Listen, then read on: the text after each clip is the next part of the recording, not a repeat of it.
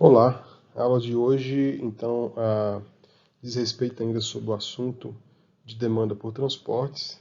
Está relacionado aí com a nossa unidade 3 do conteúdo programático da disciplina, né?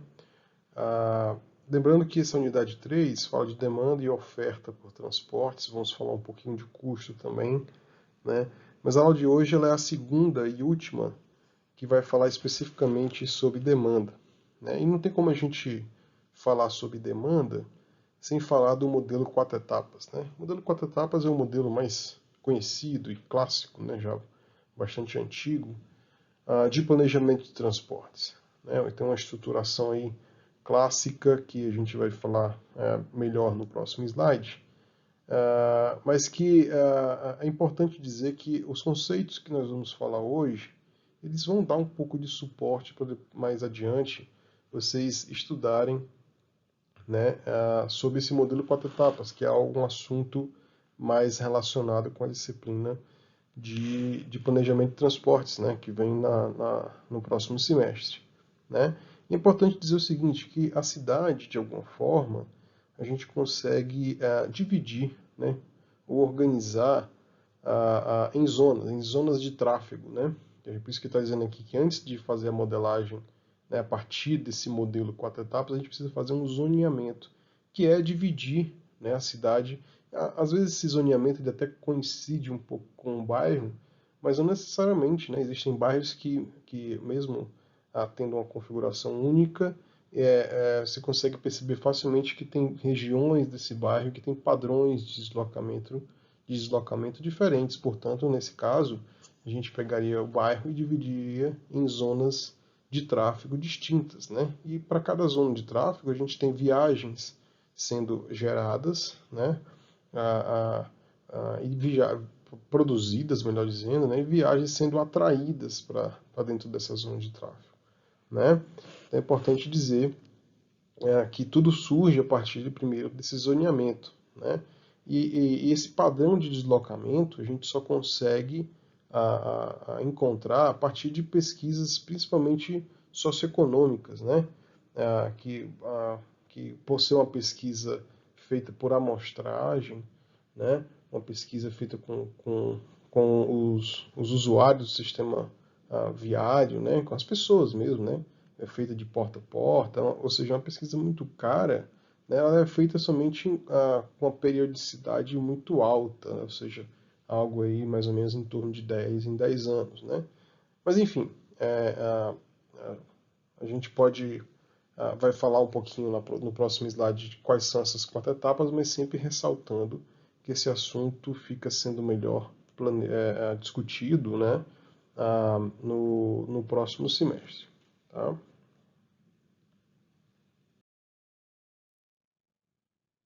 Então aqui a gente tem as quatro etapas desse modelo, né? Começa então com a geração de viagens, como eu estava falando no slide anterior, é a gente saber quais viagens, né, aquela zona de tráfego está produzindo, né, para outras zonas de tráfego da cidade e quais viagens estão sendo atraídas de outras zonas da cidade, né? É lógico, se você tem uma zona de tráfego, não necessariamente só tem viagens sendo produzidas ou atraídas de uma outra zona de tráfego. Você tem interações, né, viagens ocorrendo para várias zonas de tráfego, não necessariamente para todas as zonas de tráfego, né, da cidade, porque às vezes pode acontecer de uma origem ou destino ser realmente bem distantes, né, mas do ponto de vista teórico, a gente pode dizer que sim, né? Então, dentro de uma cidade, por exemplo, sempre vai ter algumas poucas ou muitas viagens sendo produzidas ou geradas, né, entre as zonas, né?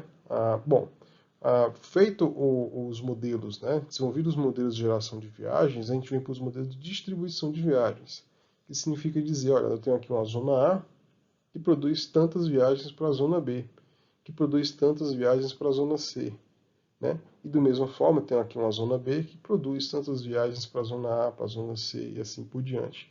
Então a gente tem aí o que a gente consegue dizer, conhece mais pela matriz origem-destino, né? Então assim a gente consegue então descobrir essa matriz origem-destino, que são as viagens entre todos os pares origem destino, né? Muito conhecido também como matriz OD, né? Bom, feito isso, a gente tem aqui uma etapa de divisão modal, né? A divisão modal significa dizer, bom, eu sei, né, entre aquele par origem-destino, eu tenho um número de viagens sendo geradas, né? Mas quantos por cento a gente usa pelo modo automóvel, quanto pelo ônibus e assim por diante, né? Então, assim, a gente consegue ter uma divisão, né, entre os modos de transporte. E, por fim, a gente tem aí a alocação de viagens, que seria, então, a gente dizer, olha, tudo bem, agora eu já sei que esse par OD tem esse número de viagens, que eu tenho aqui essa distribuição, né, divisão entre os modos de transportes, mas agora a gente precisa saber como que pega essas viagens e coloca no sistema viário. Então esse passo de pegar essas viagens entre um par OD, né, e colocar no sistema viário a gente chama de alocação de viagens nas vias mesmo, né? Então a gente sabe que a partir daí a gente tem uma parte que vai para essa via, que vai para essa outra via, e a partir daí, então, a gente consegue completar o modelo 4 etapas.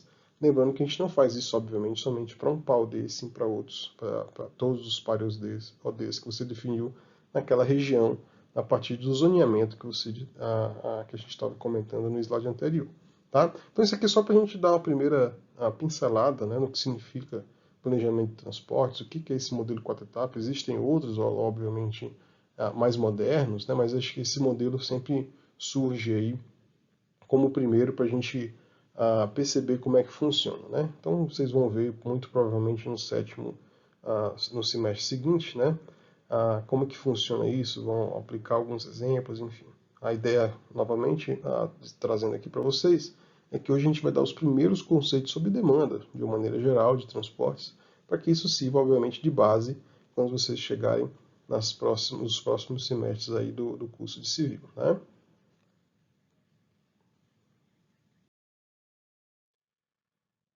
Só para vocês terem uma ideia, a gente tem aqui um dos modelos clássicos que a gente encontra na literatura, que é o modelo Logit, né? É um modelo comportamental, né? Então, assim, é um modelo baseado na observação do comportamento das pessoas, né? Que tem aí como princípio básico a probabilidade de escolha de um indivíduo ser baseado em características socioeconômicas, né? Além disso, que é a atratividade de uma alternativa de transporte, né? Que lembrando sempre esse conceito de atratividade que a gente viu na última aula, a gente costuma chamar de conceito de utilidade, né? Ela então pode ter uma cara parecida com o que está mostrando aí nessa função, né? Então essa atratividade ou utilidade, ela é função de parâmetros de calibração, alfa 0, alfa 1 e alfa 2, e baseado aí, né, em duas variáveis que são tempo e custo do transporte. Então, obviamente, existem outras coisas que caracterizam a demanda, mas a gente, como viu na aula passada, tempo e custo acaba sendo uma as principais, né, que acabam compondo um modelo de utilidade como esse que a gente tem em tela. Né? E aí nós temos aí o modelo Logit multinomial, que a gente acaba dizendo, né, por exemplo, através dessa formulação, qual a probabilidade PI, né, de um modo de transporte, alguma alternativa de transporte ser escolhida. Né? Então, isso aqui nós temos uma igualdade, né, que vai ser a constante neperiana I elevado à utilidade da alternativa I, né, dividido pelo somatório, né, das constantes neperianas, né, da utilidade da alternativa I, né, da alternativa J, sendo que J varia de 1 até N, sendo que N é o número de alternativas que você está avaliando. Né? Veja que se a gente pegar esse modelo multinomial e aplicar havendo apenas duas alternativas, ou seja, esse N aqui sendo igual a 2, né, a gente chega num modelo binário, né, então a gente vai aqui aplicar. Ó. Então a probabilidade de escolher uma alternativa I vai ser E elevado à utilidade dessa alternativa I sobre, de novo, E elevado a I mais E elevado à utilidade da alternativa J. E se a gente for mexendo um pouquinho mais, Então a gente vê que o inverso dessa probabilidade I vai ser igual a 1 mais E elevado à subtração aí, né, a diferença entre a utilidade J menos a utilidade I. Então aqui é só para a gente ver que esse é um dos modelos muito utilizados aí, né, que é o modelo Logit. Modelo Logit esse que a gente pode acabar usando, por exemplo, para poder fazer uma escolha modal entre duas alternativas, como automóvel e transporte público, né? E aí, só para poder vocês perceberem como esse modelo Logit é tão conhecido e clássico, né? Existe até uma consultoria aí em São Paulo, uma empresa de consultoria em transporte, que o nome que foi dado já, é uma empresa que tem algumas décadas, já alguns bons anos, né? Tem exatamente esse mesmo nome. O modelo, a empresa chama-se Logit, em homenagem aí ao modelo que eu acabei de apresentar, tá?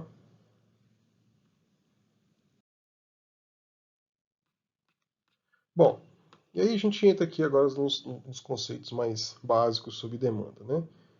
E o primeiro delas é o conceito de curva deslocada de demanda.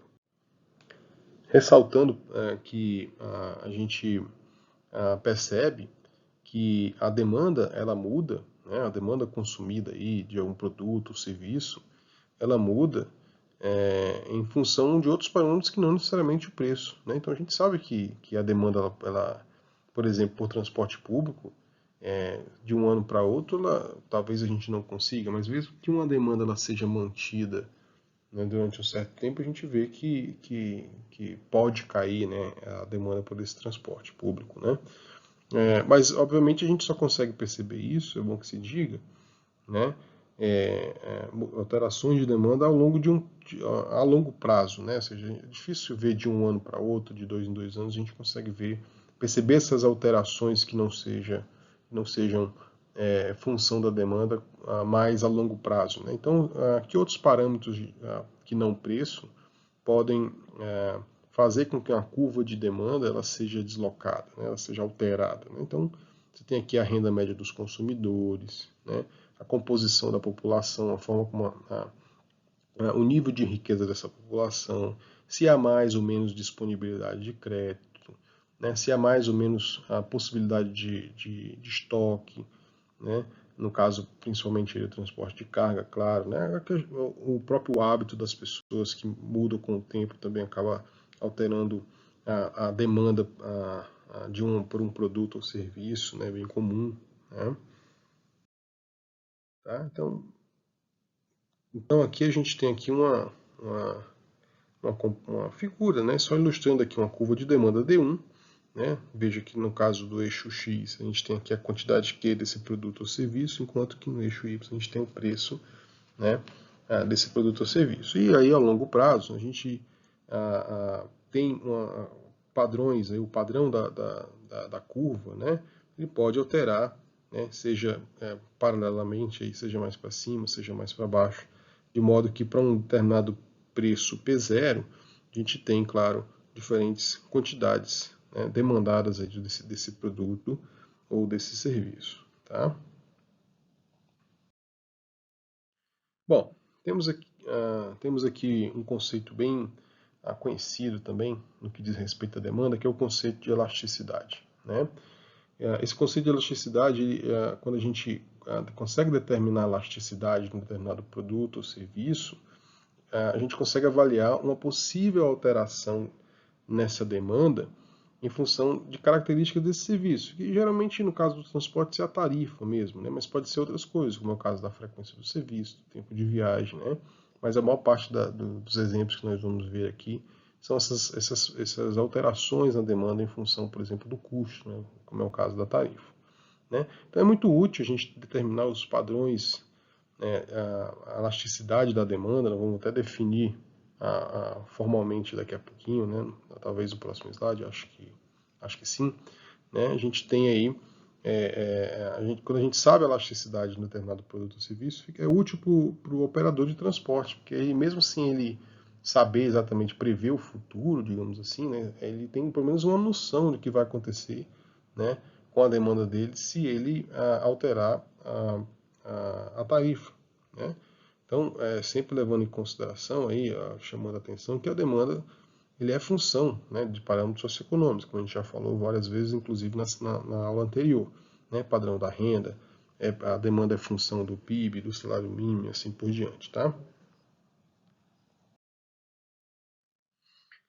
Então, dando continuidade à questão do conceito de elasticidade, né? Então, de novo, a demanda ela é função de uma variável x, como é o caso principalmente aí, o principal exemplo é a tarifa, né? E aí a pergunta que a gente tem, atrelada aí ao conceito de elasticidade, é o que acontece com a demanda se uma determinada variável x, como é o caso da tarifa, sair, né, de xa, né, para um valor inicial para um valor alterado, que no caso aí é xb. Né? Então nós temos aqui embaixo, vocês podem perceber que a gente tem uma figura, né? E aí a gente tem uma curva de demanda aí, né, apresentada em vermelho. No caso aqui do eixo x dessa curva, nós temos a demanda aqui, e no eixo y, a variável x, que pode ser o preço, como eu venho dizendo. Né?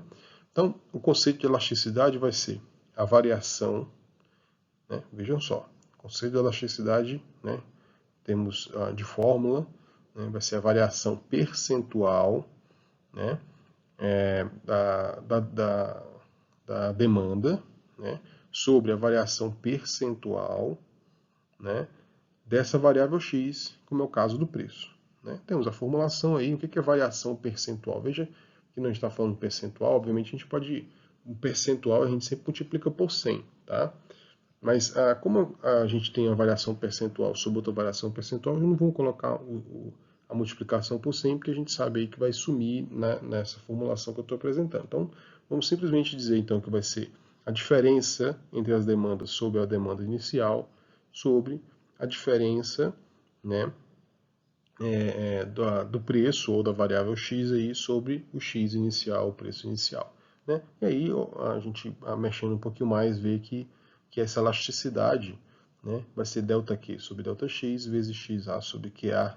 Sempre lembrando que esse A é o inicial, né? Então, no caso, a variável X inicial e a demanda inicial.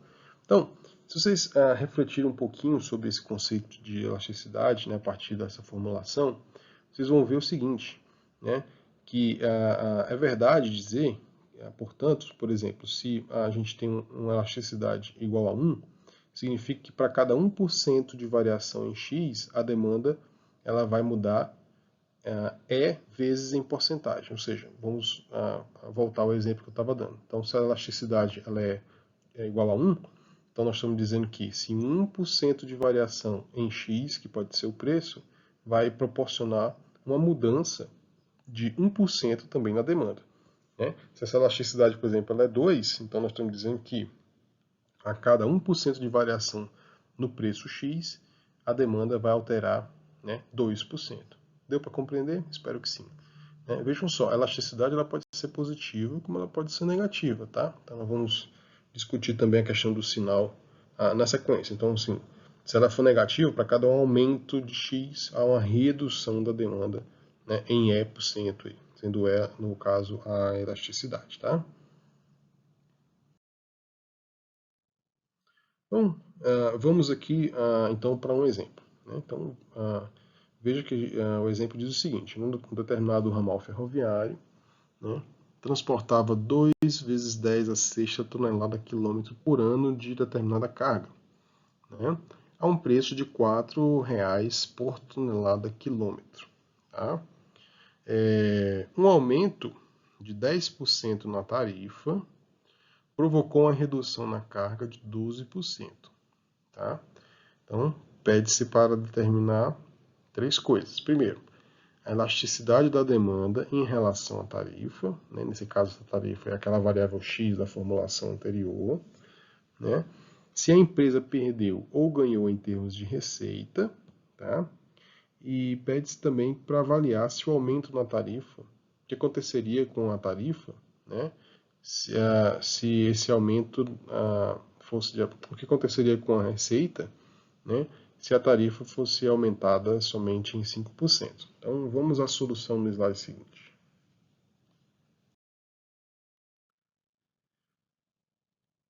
Então, veja o seguinte, a primeira coisa que a gente tem que saber que é elasticidade, né, como a gente viu agora há pouco, né, é a variação, né, percentual aí da demanda sobre a variação do preço, né? E ele falou aqui no slide que o preço aumentou 10%, tá?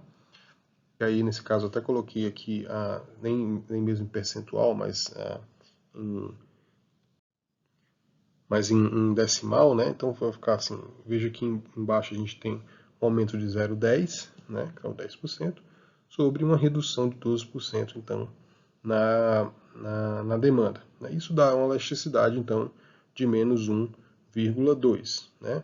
O que significa dizer que 1% de aumento, então, no preço, né, vai provocar uma redução aí de 1,2% na demanda, tá? E pergunta da receita, né? Veja que a receita, então, a gente vai ter que pegar a quantidade transportada vezes o preço por tonelada quilômetro transportada, né? Isso dá, então, 2 vezes 10 a sexta, que é a demanda, vezes o preço, né, de R$4 por tonelada quilômetro, dá, então, 8 vezes 10 a sexta reais por ano, tá? E a receita depois, né? Vocês devem lembrar que houve uma redução aí, então, de 12%, né? Por isso que eu coloquei esse 0,88 aí, vezes 2 vezes 10 a sexta, para poder a gente ter aí o montante transportado após a redução de 12%, né? Vezes 4,40, que é o preço novo do custo por tonelada quilômetro, após o aumento de 10%. Né? Isso vai dar, então, uma receita de 7,74 aí, vezes 10 a sexta reais por ano. Veja que o fato, né, de ter aumentado aí o custo, né, fez com que no final das contas a empresa tivesse uma redução da receita, o que não é razoável, né? Então a gente não pode, como operador, pensar somente, né, e eles não fazem isso, obviamente, né, pensar somente no aumento da tarifa por si só, né, se isso vier acompanhado de uma redução da demanda. Né? Nesse caso aí, esse aumento houve uma redução da receita, o que é ruim para a empresa. Tá? A outra pergunta é o que aconteceria, né, se houvesse um aumento somente de 5%, né, na, na, na, na tarifa. Veja que quando ele fala isso, ele não sabe qual é a gente não sabe qual seria a nova receita, né? Mas como a gente sabe qual é a elasticidade daquele serviço de transportes, que é menos 1,2, nós podemos dizer, então, usar dessa informação para poder descobrir a nova demanda, né? Então, veja só, então, nós temos uma variação, né, da demanda sobre a variação do preço, né? Variação da demanda aí, a gente tem o QB que a gente está procurando saber, né, menos a demanda inicial, que é 2 vezes 10 a sexta, né, enquanto embaixo a gente tem a variação no preço que foi de mais 0,05, que é um aumento de 5%. Né, isso dá igual a menos 1,2, que é a elasticidade que nós já sabemos. Né. Se vocês resolverem aí, se eu não tiver errado nenhuma conta, né, a nova demanda, então, vai ser de 1,88 vezes 10 a sexta tonelada quilômetro por ano. Né? Acabei não colocando a unidade aí. Tá? Veja então que a receita então vai ficar como? Vai ficar essa demanda de 1,88 vezes 10 a sexta, vezes a nova tarifa, que é de 4,2, tá? Certo? Que vai dar então um montante de 7,896 vezes 10 a sexta. Veja que a situação então melhorou, né? Vejam que antes a receita era de 8 vezes 10 a sexta, passou agora a 7,8896, ainda assim menor do que a receita se não houvesse o aumento então da tarifa. Né? Então o operador fica brincando, né? De posse dessa informação da elasticidade, o operador fica brincando aí, tentando descobrir um jeito de aumentar a sua receita, digamos assim. Né? Embora não seja tão simples assim, mas é para isso que serve esse conceito de elasticidade. Tá? Mas é bom que se diga que a gente não tem somente um tipo de elasticidade. A gente tem aí alguns outros conceitos de elasticidade. Eu trouxe aqui somente os principais, né? Então nós temos a elasticidade preço, elasticidade renda, elasticidade da receita total, elasticidade cruzada E o objetivo, então, até o final aí da aula é a gente trabalhar um pouco esses tipos de elasticidade principalmente, né? Tá, então vamos lá. Né? Então, o que é elasticidade de preço? É mais ou menos aquilo que a gente já vinha vendo. Né? Então, com a elasticidade de preço, a gente consegue determinar a resposta da demanda a mudanças no preço desse próprio produto ou serviço. Né? E aí, dentro desse conceito de elasticidade de preço, a gente tem aí, podemos dizer aí num primeiro momento, que tem dois tipos. Né? Elasticidade de ponto, quando as mudanças no preço são relativamente pequenas, né? E elasticidade de arco, quando as mudanças no preço não são pequenas. Tá? Vamos ver o que isso implica, né, mais adiante. No caso da elasticidade de ponto, vejam só. Vejam só, vocês podem lembrar que a primeira formulação de elasticidade que a gente trouxe, a gente tinha um delta Q sobre delta P, né, vezes um preço inicial sobre uma demanda inicial. Né? Como nós estamos falando aí, né, em cima de uma função de demanda, né, você pode dizer assim, qual seria então a elasticidade naquele ponto, né, dessa curva de demanda? Tá? Então é isso que a gente quer responder com elasticidade de ponto. O que seria então naquele ponto? O que isso significa? Significa dizer, né, que nós teríamos então uma elasticidade com uma pequena mudança no preço. Né? Então é como se a gente dissesse que a elasticidade, ela teria, o valor da elasticidade ela vai alterando, né, marginalmente à medida que você vai percorrendo a curva de demanda. Nós vamos ver daqui a pouquinho um exemplo. Né? Mas o fato que eu quero trazer é o seguinte, voltando àquela formulação inicial, que a gente tinha ΔQ sobre ΔP, a gente substitui esse delta por uma derivada, né? Que a derivada nada mais é do que um delta bem pequeno, né? Então nós temos aí dq, dp vezes o p sobre q, né? E esse p e q representa exatamente um ponto específico da curva de demanda, né? Então se nós temos aí, por exemplo, né, uma curva linear com o formato que está apresentado aí, então q, a variável q, ela é igual a uma constante B0 menos uma constante B1 vezes o preço, né, P, que é uma variável. Né? Então vejam só. A gente sabe que a inclinação dessa reta, né, de uma reta, como é o caso desse modelo aí, dessa curva de demanda, ela é igual ao coeficiente angular, né, que é menos a B1, é menos a constante B1. Né? Esse menos já está colocado aí para dizer que há uma relação, né, de quando a demanda cresce, o preço cai ou vice-versa, né, como a gente já viu nas figuras aí anteriormente, né, nas curvas de demanda anteriormente. Tá? Então, se a inclinação, o coeficiente angular da reta dq é dq sobre dp, portanto é igual a menos B1. Pegando esse menos B1, a gente substitui na primeira formulação aí do slide, nós já temos então a elasticidade de ponto igual a menos B1 vezes P sobre Q. Né? Então é uma forma de deduzir, tá? É uma forma de deduzir mais simples, enquanto nós temos uma outra forma de deduzir, que também é simples, que nada mais é do que pegar a primeira formulação, né, do slide e substituir, né, dq, dp pela derivada, né, da curva de demanda apresentada, né, derivada, portanto, de B0 menos B1P em relação, né, a P. Né, e com isso a gente consegue, então, de novo, né, dizer, né, que a elasticidade ponto, né, a gente chega à conclusão que vai ser 1 menos B0 sobre Q. Né? Então isso é muito útil quando a gente consegue, portanto, brincar com essas formulações e chegar à conclusão de que a elasticidade ponto é igual a 1 menos a constante B0 sobre Q, é que a gente possa ver como que a elasticidade muda de acordo com o ponto da curva de demanda, né, que era o objetivo principal, né, dessas formulações aí, dessas provas, né, que a gente acabou fazendo. Tá? Vamos ver como é que isso funciona em termos de gráfico. Tá? Então veja o seguinte, né? Nós temos aqui a curva de demanda, né? Como a gente já tinha visto várias vezes, tá?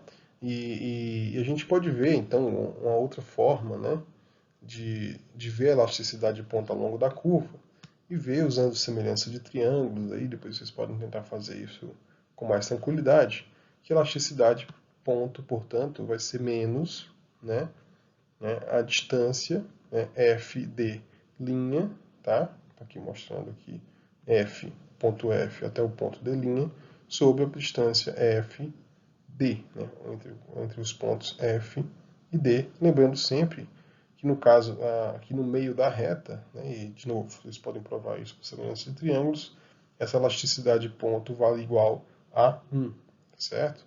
Vamos ver outra abordagem ainda relacionada à elasticidade de ponto na sequência, olha só. Né? A gente consegue ver então através do exemplo. Né? Então, para a função demanda abaixo, então a função demanda está aqui, né? Com um formato parecido com o que a gente viu anteriormente. Ó. Demanda Q é igual a uma constante igual a 200, menos uma outra constante igual a 10, vezes o preço P. Né? Então a pergunta é o seguinte, para a função demanda apresentada, achar a elasticidade da demanda, né, quando Q for igual a 0, 50, 100, 150 ou 200 viagens. Né? Quando o preço da passagem for, respectivamente, então, né, preço a P, né, igual a 20, 15, 10, 0, a 5 e 0 centavos. Né? Você não leva muito em consideração as unidades, não, que é só um exemplo. Né? Nesse caso aí está em centavos, mas poderia ser outra unidade qualquer, né? outra moeda qualquer. Tá? Vamos ver como é que isso funciona, né? Usando as formulações que a gente viu anteriormente de elasticidade ponto, né? Ficaria então dessa forma, olha só. Né? Vocês vão ver então que esse valor da elasticidade, né, vale menos 1 exatamente no meio da reta, né, e ele vai variando aí, né, de menos 1 até menos 3 até menos infinito, né, e de menos 1 para baixo ele fica até chegar, né, vai diminuindo aí negativamente até chegar em zero. Tá? Então, veja que a gente acabou aplicando o conceito de elasticidade ponto para esse exemplo, né, que foi colocado aí, com a função de demanda bem específica. Tá bom? Lembrando, de novo, a elasticidade ponto é aquela elasticidade quando a gente tem uma variação muito pequena no preço. Certo? E aí, a gente acaba trazendo um conceito interessante, que é que a gente diz se a demanda ela é elástica ou se ela é inelástica. Né? Então, o que é uma demanda elástica? A variação percentual no volume de viagens, né, ela é maior que a variação percentual no preço. Tá? Então, tem produtos ou serviços que tem uma variação, que tem uma demanda extremamente elástica. Né? Né? Então a gente tem alguns exemplos aí de que a variação percentual no volume de um determinado produto ou serviço é grande quando você tem uma variação no preço. Aí a gente pode ter alguns exemplos, como é o caso de carne, por exemplo. Né? Então carne de primeira, se você tem aí uma variação no preço, às vezes faz com que um determinado montante, né, percentual, você tenha uma variação grande no percentual de consumo de carne de primeira. Isso é só para dar um exemplo, tá? Lógico que isso aí pode ser hoje, pode não ser amanhã, né? É só um exemplo para vocês entenderem como nesse caso é uma demanda extremamente elástica. Né? E uma demanda bem inelástica é aquela demanda que é relativamente insensível, né, a alterações no preço. Né? Aí um exemplo pode ser carro de luxo. Né? O carro de luxo, às vezes a demanda é pequena, claro, né? Mas não deixa de ser uma demanda. Né? E ela acaba sendo insensível, muitas vezes, à variação no preço. Né? Então, a pessoa que consegue comprar um carro de luxo, né, continua comprando carro de luxo, muitas vezes, mesmo, né, se você tem uma alteração aí significativa no preço. Né? É o caso, por exemplo, de carro bem caro, mas também carros que não são assim para jogador de futebol. É o caso, por exemplo, do Corolla. O Corolla sempre tem aquela demanda ali, que mesmo o preço variando, a demanda continua sendo próxima daquela montante que a Toyota, no caso, já espera, né, já almeja, né, anualmente, tá? Tá? Então a gente consegue ver aí na tela, né, as regiões, né, que a gente tem aí de demanda elástica ou de demanda inelástica. Então, essa região que vai de uma elasticidade -1 até menos infinito, a gente chama de ah, uma região elástica, né? Então a demanda é elástica, enquanto de -1 até zero, a gente diz então que a demanda ela é inelástica. Né? Então quanto mais próximo de zero, mais inelástica, quanto mais próximo de menos infinito, ou seja, um valor bem grande, né? Mais elástica vai ser a demanda daquele produto ou serviço, tá certo? Então, como a gente vinha falando, né? Então, como é que funciona a questão do Toyota Corolla com carro popular? Então, a gente discutiu isso no slide anterior. Né? Então, nós temos aqui alguns conceitos aqui, né, com relação a essa questão da elasticidade e se é inelástico ou se é elástico, né? Tá? Então, a demanda por um bem ou serviço ela é mais elástica, né? Então, são alguns determinantes, tá? Algumas coisas que são constatadas. Então, por exemplo, a demanda por um bem e serviço ela é mais elástica se existem substitutos, tá? Então, como eu estava falando no exemplo anterior, né?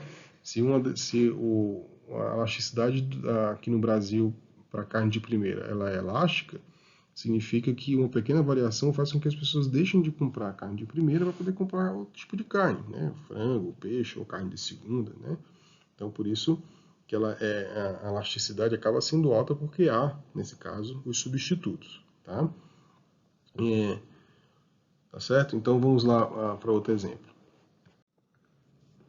Tá? Então, aqui no outra abordagem, né, a gente pode dizer, né, fazer uma comparação entre bens luxuosos e bens de necessidade básica. Né? Então, bens luxuosos acabam sendo mais elásticos, enquanto bens de necessidade são mais inelásticos. E por que são mais inelásticos os bens de necessidade? Porque tem pouca substituição. Então, se é um sujeito que come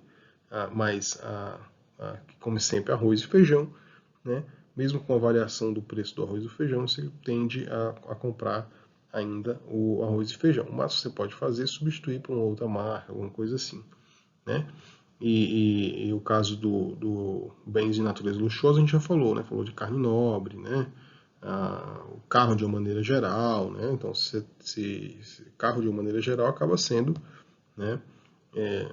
Você pode simplesmente chegar um momento e falar, olha, o carro está tão caro que eu não consigo mais usar o carro, vou passar a usar outro modo de transporte, tá? Outros determinantes básicos aí, a demanda ela é mais elástica no longo prazo, né? Quanto maior for a quantidade de vezes que um bem pode ser usado, maior será a sua elasticidade no preço, né? Quanto maior a proporção de renda gasta num bem ou serviço, maior também tende a ser a elasticidade. Então, esses são alguns determinantes, né, que a gente tem com relação à elasticidade ou inelasticidade de um bem ou serviço. Tá?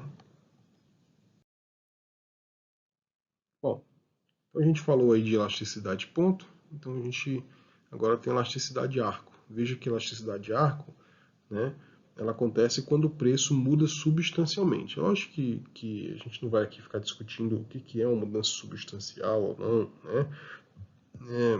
Às vezes vai muito da observação de gráficos ou mesmo da percepção daquele analista, né? Mas conceitualmente a gente tem aí que a elasticidade de arco, né? Então vai ser, certo?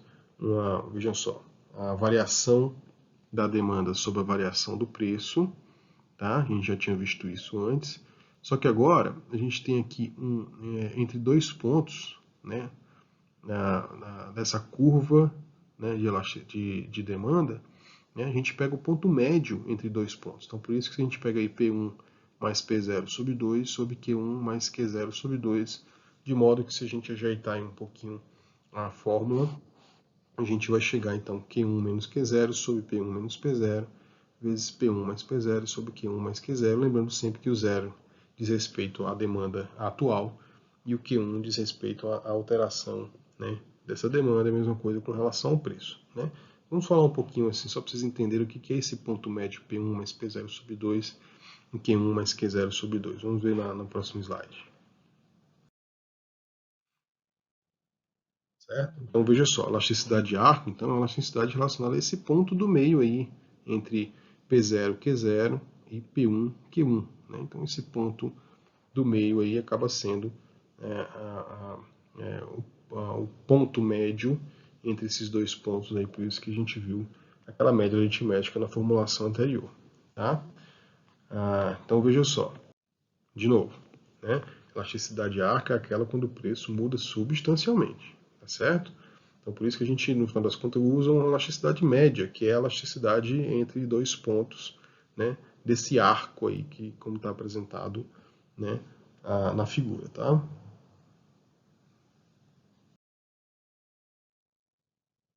Bom, nós temos aí um exemplo muito simples, né, sobre o que seria uma elasticidade, o cálculo de uma elasticidade de arco, né? Eu considero o exemplo em que um museu cujo preço da entrada é de R$ 5 e que as pessoas fazem 20 visitas por ano, cada pessoa, né? A entrada passou para R$ 6, a visitação passou a ser 16 visitas por ano. Calcular a elasticidade da demanda para essa variação do preço, né? Então, a gente aplicar lá a formulação que a gente viu no slide anterior, a gente vai ver então que essa elasticidade de arco, né, vai ser igual a 1,22, né? E esse é um exemplo que a gente viu o seguinte, olha, mudar o preço de 5 para R$ 6 é uma mudança grande, né? Nós podemos dizer que é uma mudança bastante importante, né? Aumentou aí 20%, alguma coisa assim, né? Enquanto que a redução aí também caiu de 20 para 16, também é uma redução um percentual alto. Então aí a gente pode, então olhando essa informação, a gente já pode optar por fazer o cálculo da elasticidade de arco em cima, o cálculo da elasticidade em cima do conceito de elasticidade de arco, tá? Se por acaso quem está estudando achar que a variação é pequena, né? Aí nesse caso teria que ser usada a variação, a formulação da elasticidade de ponto, né? Mas eu confesso que nesse caso aqui realmente eu vejo como mais correto o cálculo a partir da formulação da elasticidade de arco, tá bom?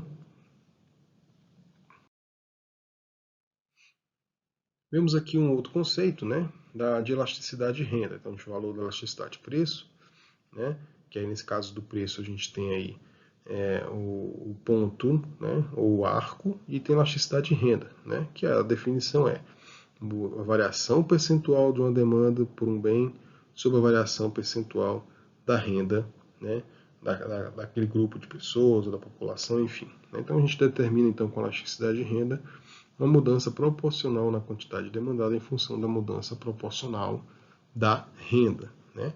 Se a gente for mexer na formulação, a gente vai ver, né, algo muito parecido com o que a gente viu na necessidade de ponto, né, que seria dQ, que é a variação na demanda, sobre DY, que é a variação da renda, vezes a renda Y sobre a demanda Q. Tá? Vejam que a gente tem aqui, né, portanto, a partir do resultado, né, da elasticidade, né, até mesmo a gente, naquela discussão que a gente teve aí sobre o que é elástico, o que é inelástico, né? Então, se essa elasticidade de renda for positiva, então a gente costuma dizer que ela é inelástico, né? Então aquele bem, né, aquele serviço, ele é inelástico à renda, né? Então são bens normais, tá? Aí nós temos os bens superiores, né?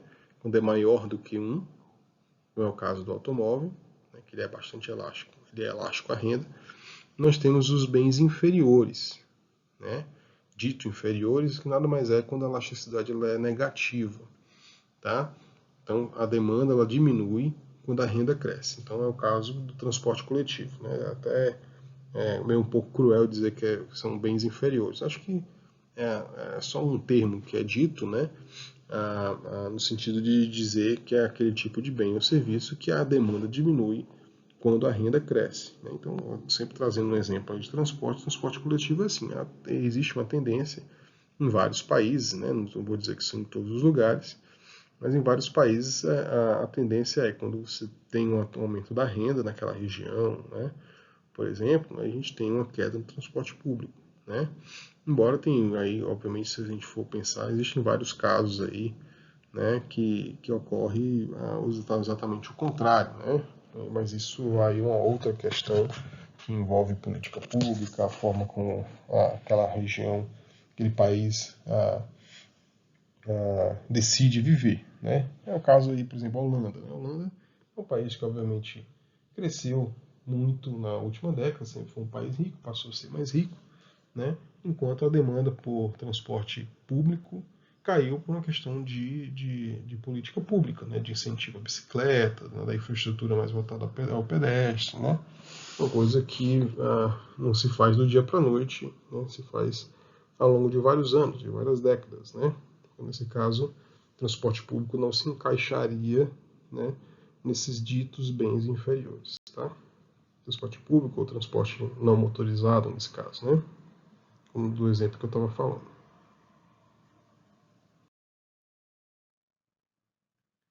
Tá?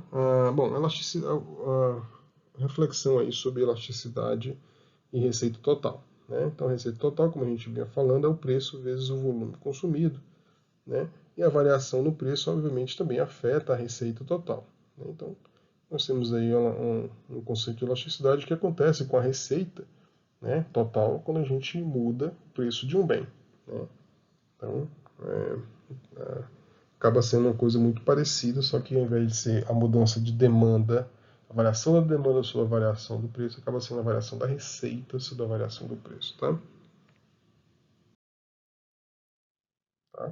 Que é o caso que está mostrando aí. Ó. Então, nesse caso, nós temos a variação percentual da demanda por um bem, né, sobre, né, a variação percentual do preço. Tá? Então, de novo, né, se essa elasticidade for positiva ou maior do que 1, a gente tem uma demanda elástica, né, e uma relação negativa entre preço e receita, né? Então isso acaba aumentando o preço. O aumento no preço causa a redução na receita. Se essa elasticidade for menor do que 1, né, temos uma demanda inelástica, uma relação positiva entre preço e receita, né? Então há um aumento no preço. O aumento no preço causa um aumento na receita, e se a elasticidade ela é igual a 1, então a receita ela não varia com a variação do preço. Tá? Isso é para poder falar bem rapidamente qual é a correlação aí, né, entre elasticidade e receita total. Veja que nós temos um exemplo aqui, uma curva de demanda, né, cuja fórmula, né, a função é P igual a 10 menos 0,05 Q. Nós temos uma pergunta aí, qual a receita total ao longo da curva de demanda? Né? Veja que a gente consegue montar a curva, né, de receita total, né, da seguinte forma, olha só. Né? Então a gente vai ver o seguinte, né? A gente sabe que a receita vai ser o preço, né, vezes a quantidade. Né? É como se nós pegássemos aí 10 menos 0,05Q e multiplicasse pelo Q. Né? Então nós vamos ter uma função da receita e, portanto, uma função da receita é uma função quadrática, né? Com a variável, nesse caso, quadrática para a variável Q. Né? Então a gente sabe que, portanto, a gente vai ter, a receita vai ser 10Q menos 0,05 Q ao quadrado, que se a gente colocar na função, vai ter exatamente, né, uma parábola, né, com a concavidade para cima. Se é dessa forma, a gente tem um vértice. Né? Então, com isso, a gente consegue determinar qual seria o preço, né, entre aspas, aí, ideal para que a gente possa ter, então, né, ou melhor dizendo, qual seria a demanda, né, ideal para a gente ter aí uma receita máxima. Tá? Então isso é muito comum, né, simples, porém é bem útil, né, bem comum para vocês entenderem como que funciona. Né? E aí, de novo, a gente tem aqui no gráfico de cima as regiões aí, né, de demanda de elástica e demanda inelástica. Tá? Né? Como eu vinha falando, então, a gente consegue obter a função de receita, lembrando então que a gente tem um vértice como vértice, tá? É bom que se diga, como vértice a gente pode obter o vértice dessa parábola, mas acho que é mais interessante a gente fazer por derivada, né? Porque com o recurso da derivada, né? Ou seja, a gente deriva essa função de receita igual a zero, a gente consegue determinar então qual é a demanda, né, cuja receita é máxima, não é isso? Que nada mais é do que o vértice, como eu vinha falando, tá?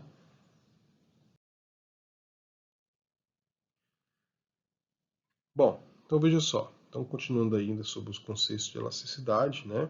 A gente sabe, né, que a elasticidade ela se baseia nos efeitos, né? A elasticidade é o quê? São os efeitos sobre a demanda a partir de mudanças numa variável, né? Relacionado com esse serviço ou bem, né? A gente chama isso também de elasticidade direta, né? Então, qual vai ser a variação na demanda do transporte público se a gente mudar o preço do transporte público? Então, isso a gente chama de elasticidade direta, tá? Então, o que seria elasticidade indireta, também conhecido como elasticidade cruzada da demanda? Tá? Então, a gente consegue determinar qual a mudança proporcional, né, na demanda de um produto X, resultante da mudança proporcional no preço não de X, mas de um outro serviço Y. Tá? Então, em termos de formulação, seria a variação percentual da demanda de um serviço X sobre a variação percentual do preço de um produto Y. Né? Mais ou menos como acontece através da seguinte pergunta que está aí. Né? Qual seria o efeito, né, no aumento da tarifa de ônibus, né, na demanda do transporte ferroviário? Veja que transporte por ônibus ou transporte ferroviário, como é o caso do metrô, né, vamos chamar assim de metrô, é como se houvessem duas alternativas para o usuário. Né? Então, assim, um aumento na tarifa do ônibus provavelmente pode acontecer de ocorrer um aumento na demanda do transporte ferroviário. Né? Então, a gente aí, nesse caso, a gente tem, então, o conceito de elasticidade cruzada ou elasticidade indireta, tá, da demanda. Né? Então, a gente chama de bens superiores quando essa elasticidade cruzada ela é positiva. Né? Então, geralmente, esses dois produtos X e Y são bens ou serviços substitutos. Tá? Então, o que seria um serviço substituto? Então, nós temos um exemplo aí. Se aumenta o preço para estacionar, certo? Portanto, o custo do automóvel aumenta, né? As viagens de carro tendem a diminuir e, obviamente, o transporte público, né, tem a sua demanda aumentada. Né? Então, nesse caso, as viagens de carro e as viagens de transporte público são serviços substitutos. Tá? Bens normais, quando são negativos, né? Então a gente diz então que esses X e Y são serviços ou bens complementares. Né? Então, de novo, nós temos aí aumento no preço para estacionar, há uma redução nas viagens de carro. Portanto, né, com isso, há uma queda, né, na demanda por estacionamento. A demanda por estacionamento é um serviço também, né? Portanto, nesse caso aí, os serviços são complementares, são usados em conjunto. Né? Então, se a viagem de carro cai, a demanda por estacionamento também vai cair. Certo? Então, ainda falando sobre a elasticidade cruzada, né, quanto mais alto o valor da elasticidade cruzada, né, do valor daquele EXY que a gente estava mostrando anteriormente, mais forte, né, maior o grau de substitutabilidade ou de complementaridade de X e Y, tá certo? Né? E ainda, nessa discussão, se dois bens podem satisfazer igualmente a mesma necessidade, a elasticidade ela é alta. Né? Então, por isso que se diz muito que se o transporte público ele fosse tão confortável quanto o automóvel, claro, isso tem um custo, né? As pessoas passariam a usar mais o transporte público, porque você continuaria andando de maneira confortável, continuaria saindo do ponto da sua casa para outro lugar, né? Principalmente se você não tiver necessidade de sair fazendo várias viagens ao longo do dia, né? E com muito mais conforto, porque você não tem que preocupar com trânsito, né? Você não se estressa no trânsito, não tem que pagar IPVA, não tem que pagar estacionamento, não tem que pagar combustível, manutenção, né? Agora, claro, hoje, da forma como está posto, né, muitas vezes o transporte público e o transporte individual, né, mesmo o transporte individual sendo, claro, mais caro, né, se você tem muitas vezes condições, você acaba se sujeitando a adquirir esse custo, né, em função, em busca de um outro tipo de satisfação, de utilidade mesmo, né, como a gente falou na aula anterior, né, acaba trazendo um grau de satisfação, né, de utilidade que faz com que você, mesmo assim, adquira um modo de transporte com um maior custo, tá? Temos um exercício falando de elasticidade cruzada, né, e o exercício fala o seguinte: então observou-se no área urbana que, após um acréscimo de 20% no custo de viagem por automóvel, houve um acréscimo de 5% de pessoas transportadas pelo metrô e de um decréscimo de 10% das viagens por automóvel. Então verifica a elasticidade da demanda de viagens por automóvel, então ele está pedindo a elasticidade direta da demanda por automóvel e a elasticidade cruzada da demanda de viagens por metrô, tá? Então, vamos ver como é que a gente faz essa conta, tá? Então, primeiro a gente tem a elasticidade direta do automóvel, então a gente tem a variação percentual, né, da demanda por automóvel, né, sobre a variação percentual do preço do automóvel, se não errei nenhuma conta aí, né, então vai dar menos 0,10 sobre mais 0,20. Então, uma redução de 10% na demanda, um aumento de 20% no preço, estaria então menos 0,5 de elasticidade direta, né, do automóvel. E a elasticidade cruzada, né, a gente acaba dizendo então qual vai ser a variação da demanda do transporte público sobre a variação do preço do automóvel, daria então mais 0,20 sobre mais 0,05, que daria mais 4. Tá? Então veja, então a gente só fez pegar os conceitos, as formas que a gente apresentou e fez uma aplicação direta aqui, tá? Para a gente entender a diferença entre elasticidade direta e elasticidade cruzada da demanda, tá? Caminhando aí para o final dessa parte, né, da aula que fala sobre demanda, né, que a gente começou na semana passada, a gente tem aqui outros modelos de demanda, né? E nós temos aqui o modelo Kraft de demanda, que é um modelo que relaciona a demanda com o preço, tendo a seguinte construção, né? Então aqui nesse caso demanda vai ser igual a um alfa, uma constante alfa, vezes o preço elevado a uma constante beta.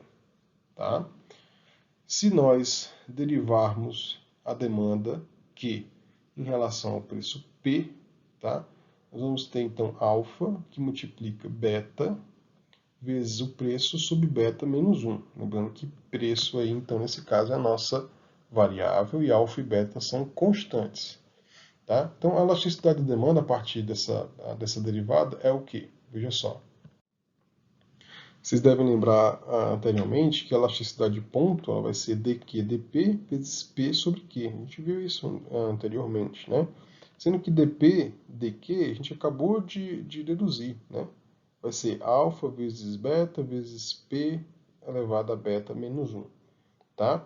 Então, a gente substitui dq dp por tudo isso que eu acabei de falar, multiplicado, então, por p sobre q, para a gente ter, então, a elasticidade de ponto, né? Então, trabalhando todas essas variáveis aí, vocês vão ver, né, que a elasticidade ponto a partir do modelo Kraft de demanda vai ser exatamente igual à constante beta. Tá? Então essa que é a grande vantagem de usar o modelo Kraft de demanda. Quando você tem um modelo de Kraft de demanda que é igual a alfa vezes P sobre beta, esse beta, né, está aqui escrito em vermelho, ó, vai ser exatamente igual à elasticidade da demanda em relação ao preço. Tá? Isso é fácil, porque em termos de visualização fica muito claro para o usuário do modelo qual é a elasticidade da demanda. Tá bom? Vamos ver alguns exemplos aí adiante. Então nós temos aqui um exercício, né, que diz o seguinte: a elasticidade da demanda por ônibus em relação ao preço é menos 2,75. Então é um dado do problema. Né? O sistema transporta 12.500 passageiros por dia, então é uma demanda, né, específica, com passagem a 50 centavos de real. Esquecem aí a unidade, tá? Qual o efeito do aumento da passagem se for para 70 centavos? Tá? Então vamos lá. Como é que funciona? Da seguinte maneira. Né? A primeira informação que ele dá, né, é o seguinte.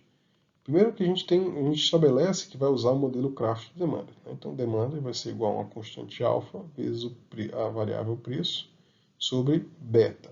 Tá?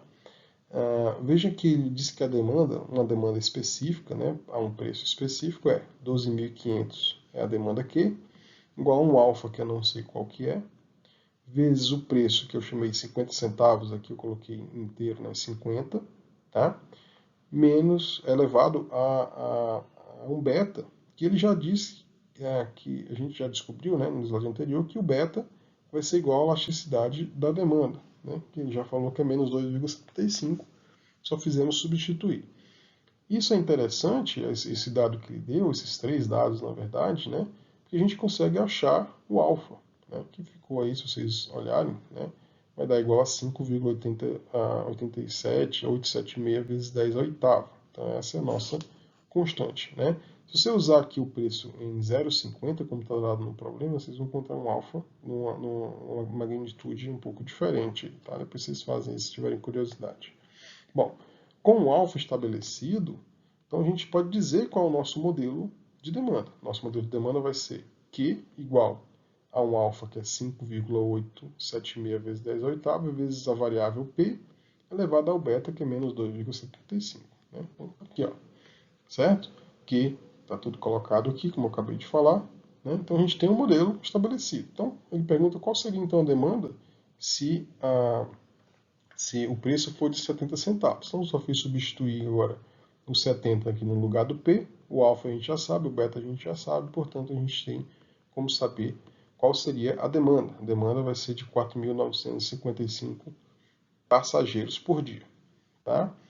Veja que a partir da demanda e do preço da tarifa, né, a gente pode saber qual é a receita antes, qual é a receita depois. Se vocês forem fazer a conta, eles vão ver que há uma perda de receita de R$ 2.781,50 na receita.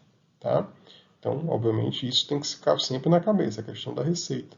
Não é simplesmente aumentar o preço, né, e ficar por isso mesmo. O operador tem que definir aí se ele vai ter com isso um aumento na receita ou não. Né, para não achar que vai melhorar a situação financeira dele, quando na verdade vai começar a ter prejuízo ou mais prejuízo se já tiver ocorrendo prejuízo. Não é isso?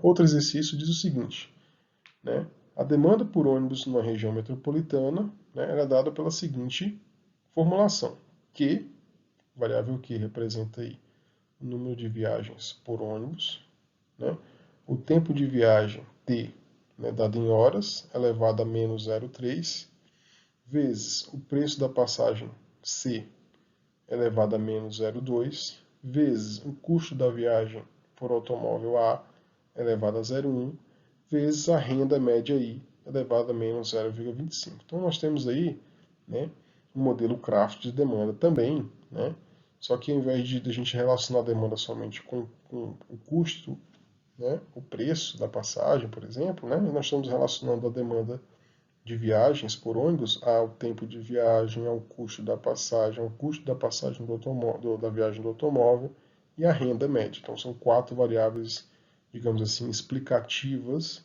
da demanda aqui, né, que é a demanda de viagens por ônibus. Tá? Então, o exercício, né, continuação do exercício, diz o seguinte: existem 10.000 passageiros por hora usando o ônibus a um custo C de igual a R$ 1, né? E aí, quantos novos passageiros seriam atraídos por uma tarifa de 90 centavos, tá? Então, a gente viu, por exemplo, né, todos os expoentes, né, no modelo anterior, que realmente, como a gente viu um pouco anteriormente aí, esses expoentes representam as elasticidades, né, na, da, da demanda em relação a todas as variáveis, custo, renda e etc. Então, no caso aí, né, a gente consegue ver da formulação anterior, né, que a elasticidade, né, a elasticidade da demanda em relação ao custo vai ser igual a menos 0,2.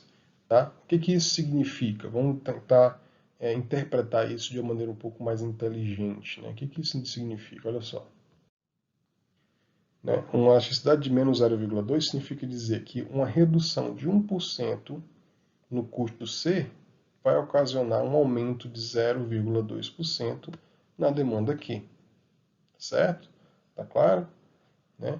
Ou uma redução de 10%, da mesma forma, né? Uma redução de 10% no custo, tá? Vai ocasionar um aumento de 2% na demanda Q. Tá ok? Então, veja só, se o custo é R$1, certo? Como é o caso que ele falou lá no enunciado, né? A demanda vai ser igual a 10 mil passageiros por hora. Estava dito lá no enunciado. Então, se o custo agora passar, né, uma redução aí de 10% para 90 centavos, né, então o que vai acontecer com a demanda? Vai aumentar 2%. Foi isso que a gente acabou de ver. Né? Então, aumentando 2%, a demanda sai de 10 mil para 10.200, certo? E aí ele pergunta qual a questão da tarifa. Né? Então, a tarifa antes era de... A tarifa não, a receita. Então, a receita antes acabou sendo de R$10.000 e a receita passou a ser de R$9.180, tá?